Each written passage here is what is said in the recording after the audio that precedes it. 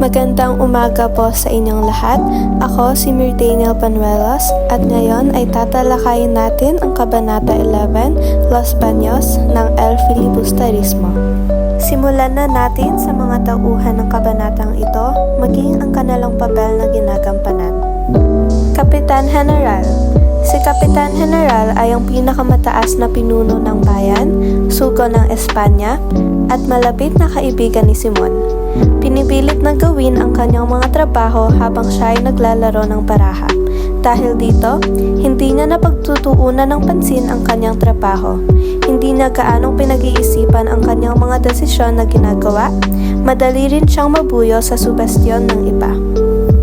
Ang susunod naman ay si Padre Camorra. Si Padre Camorra ay isang tauhan sa kabanatang ito at kilala siya dahil maiinitin ang kanyang ulo at ayaw na magpalamang sa kanyang mga kalaro. Padre Sibila. Siya ang kasama ni Padre Irene sa pagpapatalo kay Kapitan General sa Tresillo. Ang susunod naman ay si Padre Irene. Katulad ni Padre Sibila, nagpapatalo rin siya sa Kapitan General para mapapayag ang General sa kanyang kahilingan. Sang-ayon sa pagpapatayo ng Akademya ng Wikang Kastila dahil sinuhulan siya ng kabayo ng mga estudyante para panigan sila. Ngunit nang lumaon ay tumutol rin, kahaman sa pera at kayamanan. Simon. Sumali sa laro ng baraha ngunit iba ang hininging kapalit sa halip na pera. Mga pabor ang hiningi niya upang maiba naman daw ang gagawin ng kanyang mga kalaro. Pero ang totoo ay nais niya lang na mas maipakita ng mga kalaro ang kabuktutan nila. Don Custodio. Ipinayo niya na ilipat ang paaralan sa sabungan dahil wala naman daw sabong tuwing Lunes hanggang Biyernes. Padre Fernandez. Isa siyang matalino na tauhan sa kabanatang ito at iniisip niya ang makabubuti sa nakararami. Sumang-ayon siya sa pagpapatayo ng Akademya ng Wikang Kastila dahil hindi lingid sa kanya na may kakayahang mag-aklas ang mga estudyante kung sakaling hindi nila papayagan na magbubunsod sa pagbaksak ng mga Kastila. Paborito niyang mag-aaral si Isagani. Kalihim. Sa kanya binibilin ang mga dapat pagdesisyonan ng Kapitan General. At panghuling tauhan ay si Banzai.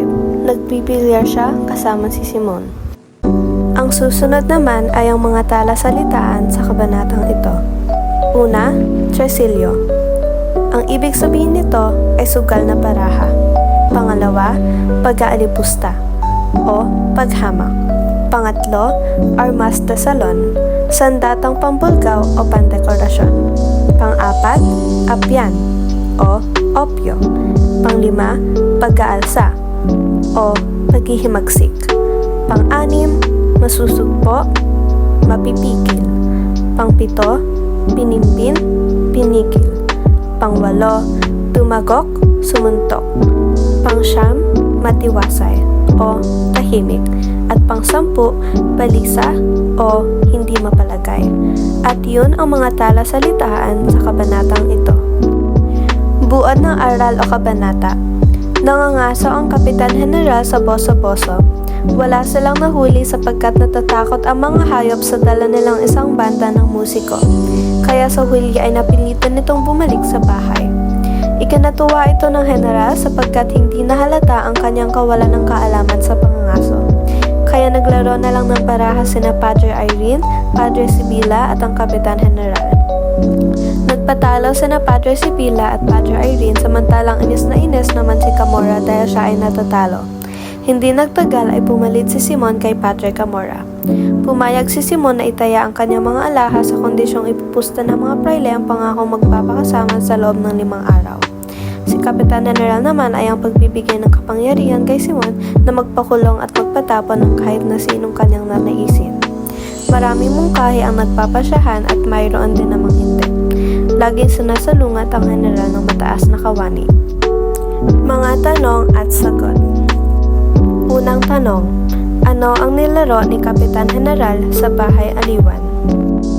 Sagot ay Tresillo. Pangalawang tanong, bakit nagpatalo sa sugal ang 2 kura na ikinagalit ni Padre Camorra?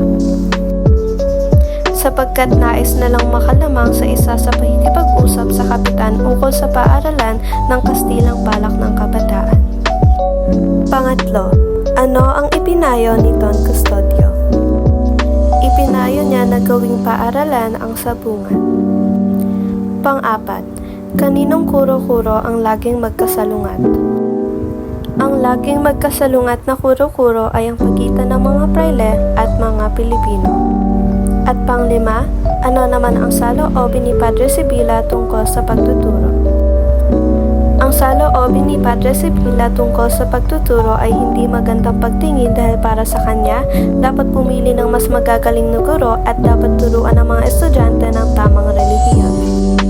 Ang ating huling tatalakayin sa kabanatang ito ay ang aral o mensahe ng kabanatang Los Baños.